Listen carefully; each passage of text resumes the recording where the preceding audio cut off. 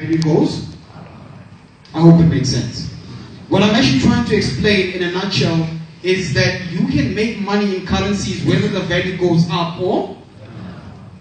But here's the big question. How do people then lose money? How do people possibly lose money in currency trading if every day is Christmas, whether we're going up or down and we're making money? Yeah, right, waves down. Because I know people lose a lot of money in trading.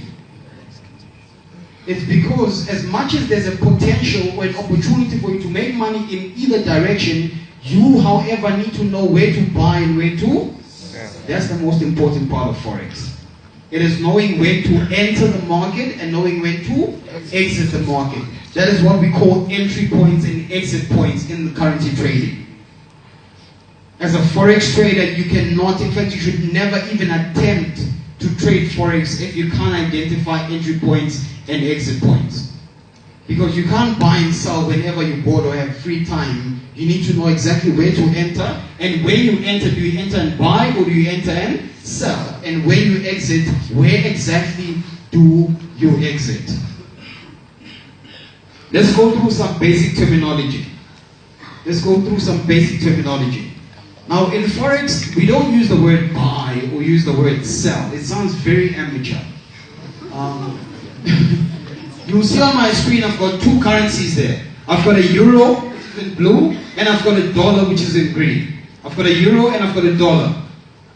And on the right hand side of my screen, you'll see that it says, if you think the value of the currency will rise or will appreciate, you go long.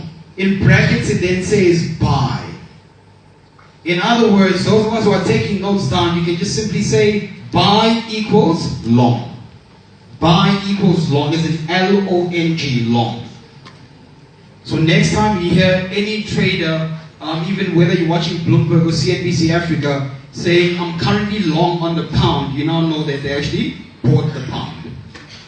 So buying is going long or taking a long position.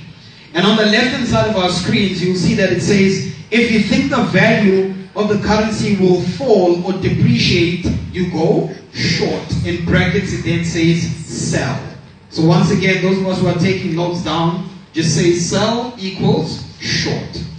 Sell equals short, buy equals long. Buying is going long, selling is going short. Now when prices of currencies go up, we don't say the price is going up. We call it a bullish market.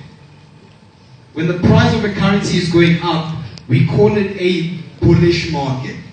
So those of us who are taking notes down, here's an easy way of doing this. Just draw an arrow, very small arrow pointing up, and say bullish. Bullish will be B-U-L-L-I-S-H, bullish. As in the animal bullish. So just draw an arrow pointing up and say bullish.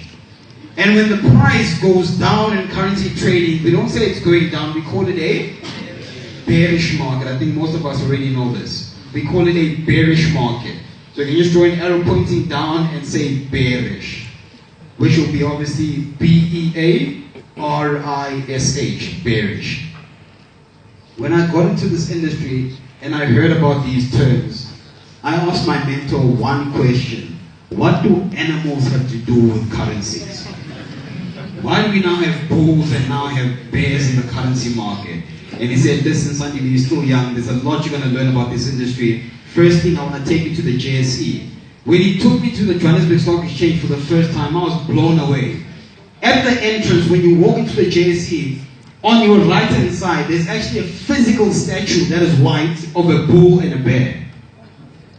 Physical statue of a bull and a bear. If you go to the New York Stock Exchange in America, there's also the same thing. The statue of a bull and a bear. If you go to the London Stock Exchange, the same thing. And I said, but what do these animals have to do with currencies? And he said to me, if a bull attacks you, which direction are you going to go? You're going up. You might end up down, but trust me, you'll first go up. You'll fly up, in fact. Right? If a bear strikes you, which direction are you going?